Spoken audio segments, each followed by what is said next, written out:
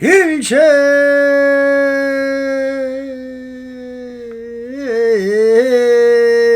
기고 이미 제일 무상이더라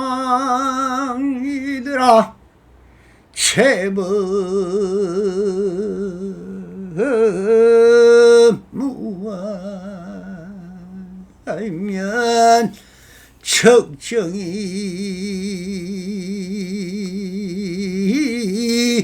열반이더라 나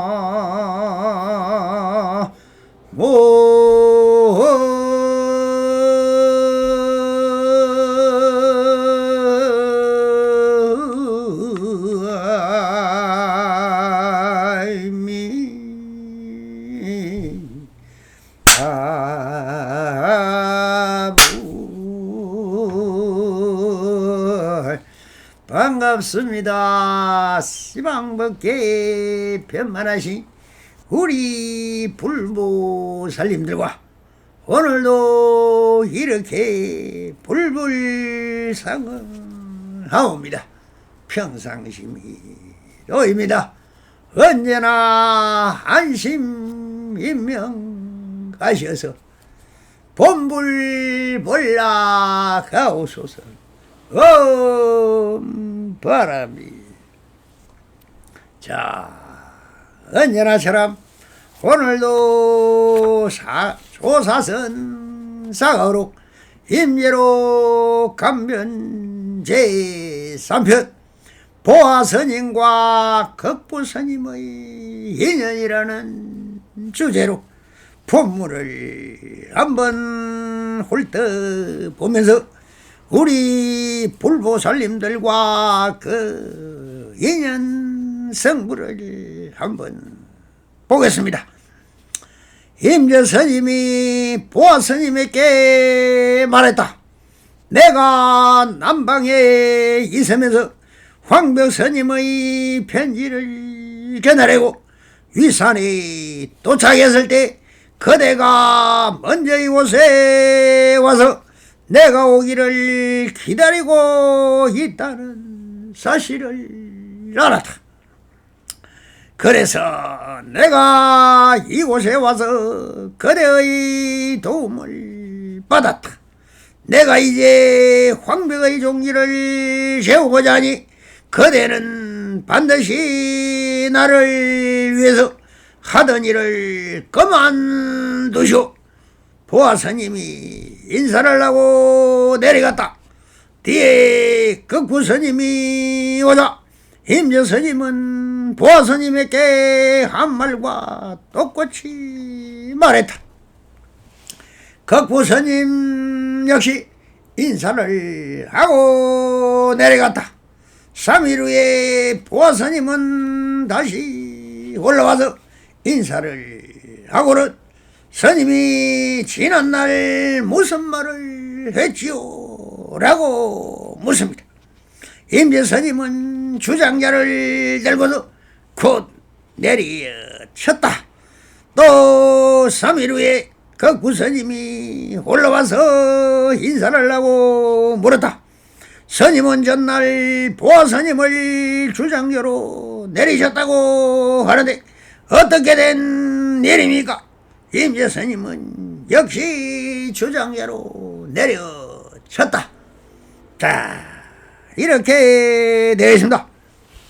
이 간변을 보는 순간 그대들에게 느껴지는 것은 무엇입니까?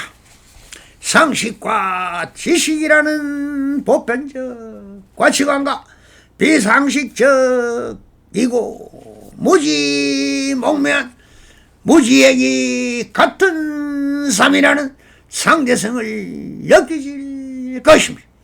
차별과 분별이 없으면 어떤 일도 일어나지 않습니다. 이 남성도 불교 공부를 하고 수행을 할 때 이론과 논리적으로 불교를 배우고 익히며 수행을 하였습니다. 그래서 항상 이 분별하고 차별하는 이 사랑 분별식인 제7식인 말라식만 없으면 그대로 직심이요 일미평등한 대환경지를 이룰 수 있을 것인데 왜 이 말라식을 창조주가 있다면 잘못 만들었다고 생각한 때가 있었습니다. 그러다 이 직접적으로 알아차리는 제6식인 성소장치가 직시민이 있는 그대로 완전한 자유일 것이라는 착각을 하였던 것입니다. 우리네가 있어 할 수 있는 것이며 어떻게 알아차리는가? 이것은 허공에 점을 하나 찍으면 아무런 흔적이 없어.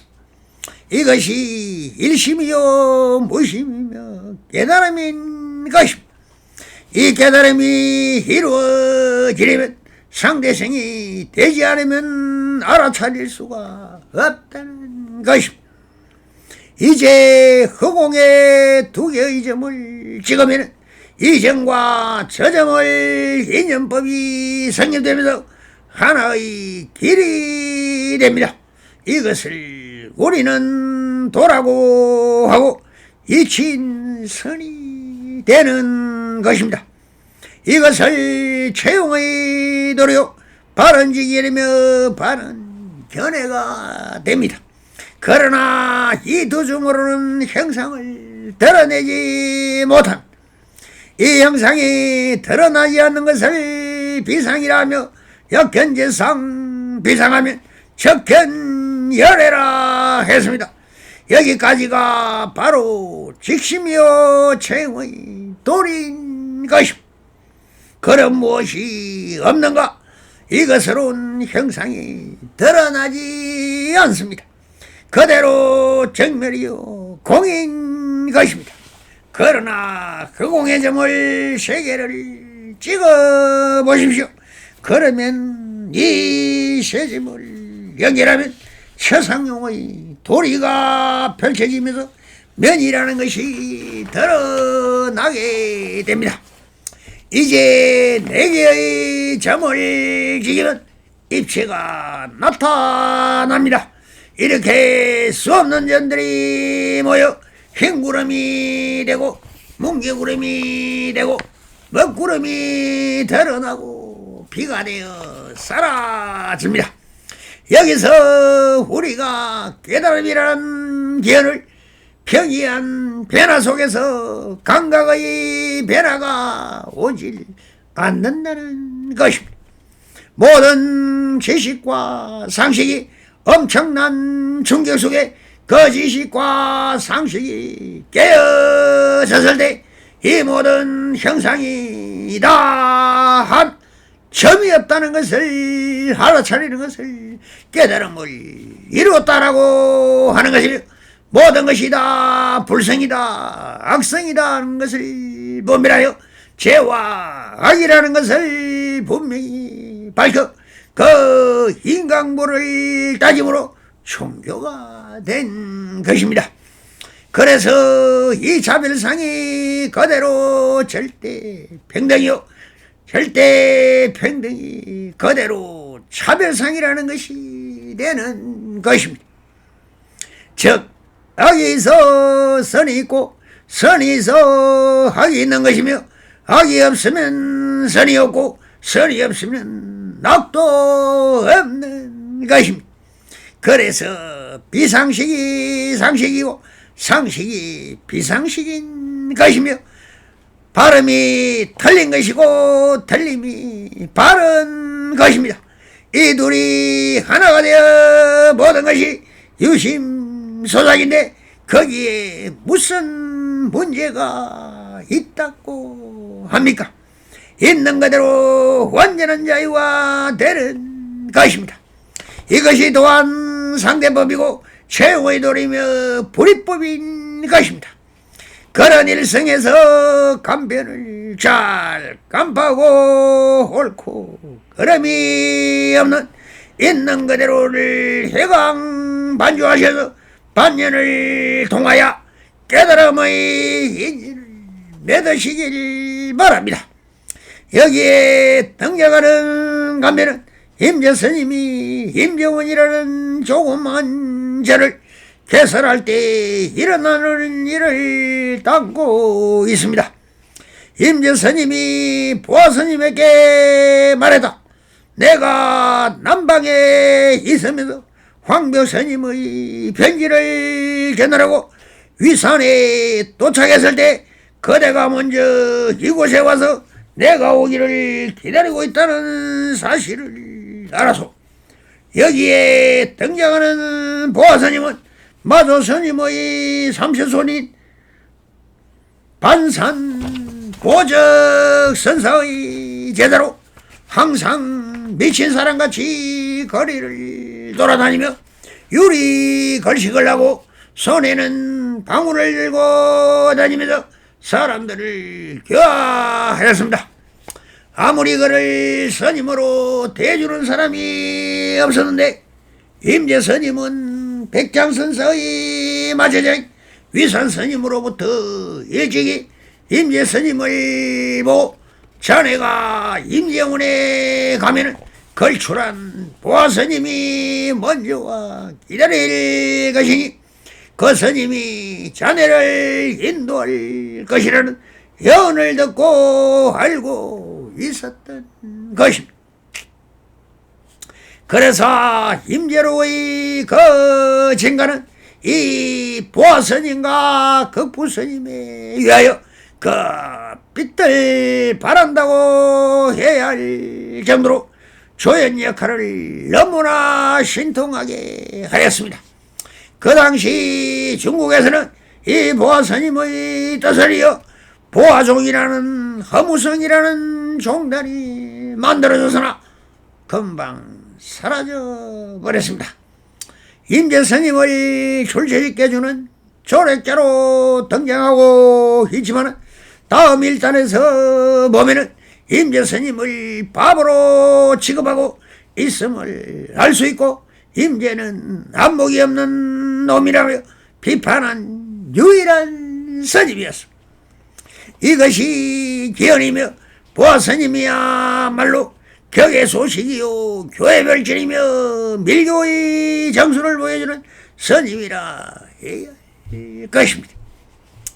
내가 남방에 있으면서 황교스님의 편지를 전하려고 위산에 도착했을 때 그대가 먼저 이곳에 와서 내가 오기를 기다리고 있다는 사실을 하여서라고 하신 것은 황벽선사가 도발인 백장선사의 직제자인 위산스님에게 전해주라고 한 일로 위산스님을 만났을 때 보아스님이 먼저 임재원에 보아스님과 극구스님이 기다릴 것이 그곳으로 와서 법을 폐라는 위산스님의 말을 듣고 알고 있었다는 이야기를 하고 계신 것입니다. 그래서 이렇게 말씀을 하십니다.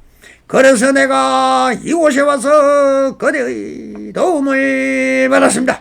내가 이제 황벽의 종기를 세우고자 하니 그대는 반드시 나를 위해 하던 일을 그만두시오라고. 아유, 그러니 보아스님은 인사를 하려고 그냥 내려가버렸습니다. 보아스님을 앉혀놓고 그대 때문에 여기 처음 와서 도움을 받긴 했지만 나는 황벽스님의 고고한 선지식의 법을 펴려고 하는데 자네같이 걸림없는 행동이나 유리걸식은 황벽의 법과는 맞지 않으니 그런 행동을 하지 마시고 이제 여기를 떠나라고 하시는 것이었습니다. 그런데 이 보아스님을 떠나라고 하니 그러지 내가 주인이요 모든 것을 벗어난 내 자유인으로서 무엇이 걸리겠습니까? 그러나 가라면 가고 오라면 오는 내가 아니지. 내가 오고 싶으면 언제나 오고 가고 싶으면 가는 내 자연이며 내 해탈이니야. 이 좀생이야. 너가 그리 무슨 말이 많은가? 그럼 그대로 자네가 한번 다 해보시게. 나는 또 다른 일을 하러 가야 하니 자네가 잡는다 해도 잡힐 보아가 아니지 하는 뜻으로 그냥 인사를 하고 내려갔다고 적혀 있습니다. 뒤에 극부스님이 오자 임재스님은 보아스님에게 한 말과 똑같이 말을 합니다. 극부스님 역시 인사를 하고 내려갔다라고 적혀 있습니다. 여기에 등장하는 극부스님은 천성광루로 극부 도자 등의 거의 정의를 간략히 전하고 있지만 자세히는 알 수 없는 스님이며 그는 평생 동안 종이로 된 옷을 입고 다녀 지 도자라고 불러다는 괴스님에는 틀림이 없는 스님인 것 같습니다. 이런 보아스님과 극부스님이 등장하면서 아주 천하의 무이진이요 대해탈애들이 등장을 하는 한편의 드라마같이 연출이 되고 있습니다. 이 극부스님에게도 임재스님은 보아스님만 말한 말처럼 똑같이 하였습니다. 여기서 우리 부처님들이 알아차려야 하는 것은 대해탈인들이 펼치는 기상천외의 돌출 행동과 행위체를 보면서 이런 차별적 행동들이 다 마주스님이 말씀하신 모든 차별을 뛰어넘은 절대평등의 경지 평상심과 다르지 않다는 평상심이 뭐라 했습니까? 차별과 분별이 없고 단상이 없으면 성인과 범부가 없는 것이 바로 평상심이라고 했습니다. 그래, 이런 서문답을 통하여 상대성 원리에서 주가 되건 객이 되건 그대로 내 몸과 마음이다, 나와 경계다, 성인이다, 범부다, 부처다, 마군이다, 선이다, 악이다는 모든 차별상이 바로 있는 그대로라는 것입니다. 동산스님이 언제나 좋은 날이다, 일일시 오일이라고 했듯이 이 넓은 바다의 파도가 산처럼 솟아나는 것과 잔잔한 졸리김으로 지고 있으나 있는 그대로가 바다이듯이 다 그 자체는 어떻게 움직이고 생겼다 사라진다 해도 다 마음은 언제나 있는 그대로를 비출 뿐 그 흔적조차 없다는 것입니다.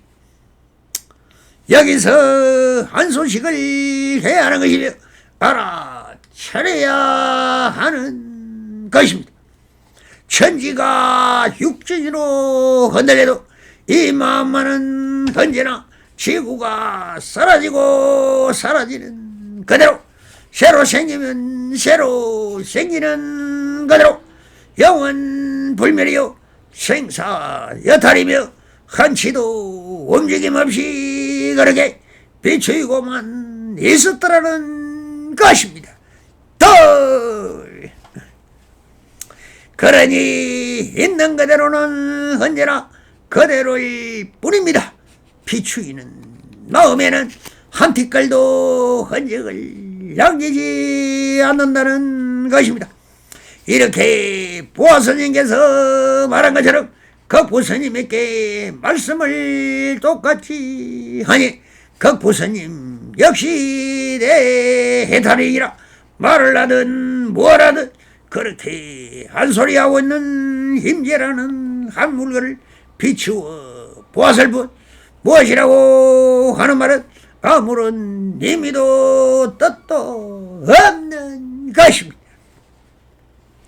임재라는 한 그림자가 자기 하고 싶은 말을 하고 있었을 뿐인 것이요.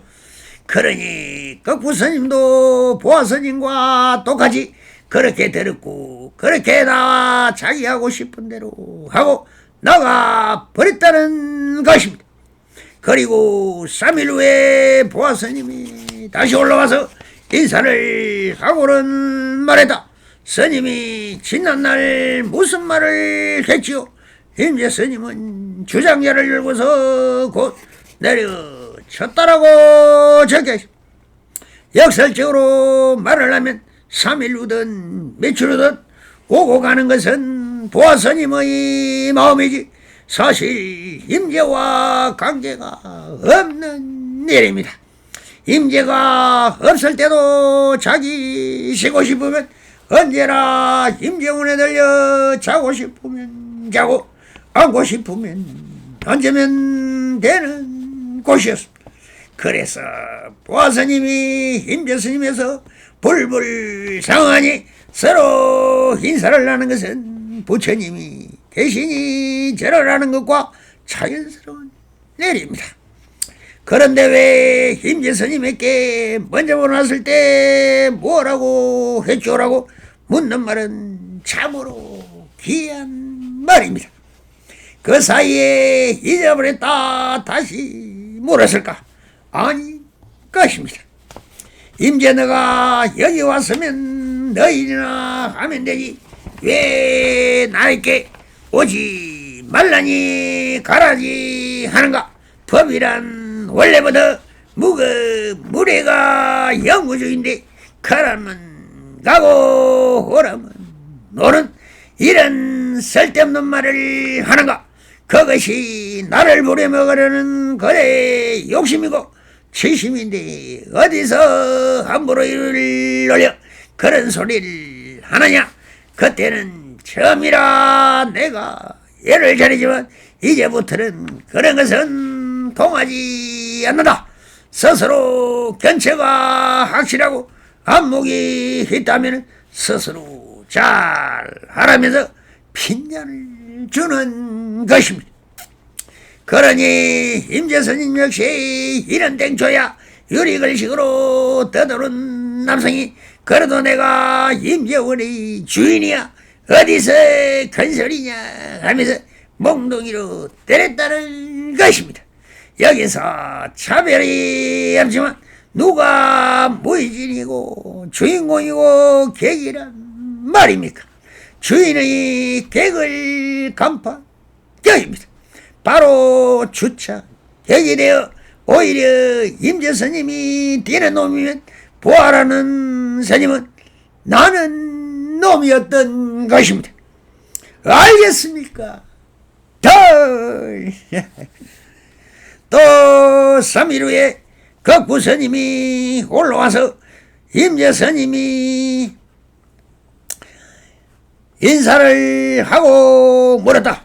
스님은 전날 보아스님을 주정자로 내리셨다고 하는데 어떻게 된 일입니까? 하고 따집니다. 그러니 임재스님은 역시 주장자로 떠내려쳤습니다. 물론 이걸 역시 임재스님 사후 이심전심으로 떠도는 글귀를 말들을 주서보아 엮어진 것이 사가록입니다. 모든 것을 떠나 지금 여기인 것인데 어록에는 1200년 전의 일을 추론하고 있을 뿐인 것입니다. 그러니 극부스님도 보아스님처럼 아주 임재스님을 꾸짖고 있습니다. 그 자유분방하고 해탈인인 보아스님을 그대가 이래라 저래라 하면서 말을 안 듣는다고 또 때렸느냐? 하하하 이렇게 꾸짖는 것입니다. 보아스님에게 그렇게 당했으면 나에게는 그런 식으로 하면 안 되지라고 꾸짖는데 임재스님은 또 그러셨으니 참 방이 도깨비 방망이지만 극부스님에게는 웃음거리가 아닐까요? 사실은 아직 임재스님은 격을 벗어나지 못한 대해탈이는 아님이 이 간변에서 나타나고 있는 것입니다. 이 두 스님이 바로 임재스님을 천하의 유아 독주를 되게끔 그 역할을 했음 알 수 있는 것입니다. 성불이년 맺으소서. 바람 감사합니다.